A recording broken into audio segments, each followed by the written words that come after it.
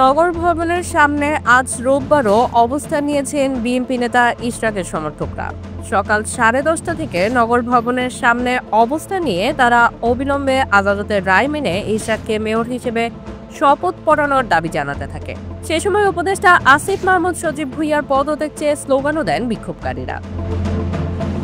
এর আগে ইশরাককে মেয়রের শপথ পড়ানোর দাবিতে টানা নগর ভবনের পাশাপাশি মৎস্য ভবন মোড় ও কাকরাইলে অবস্থান কর্মসূচি পালন করেন ইশরাক সমর্থক ও বিএনপি নেতাকর্মীরা।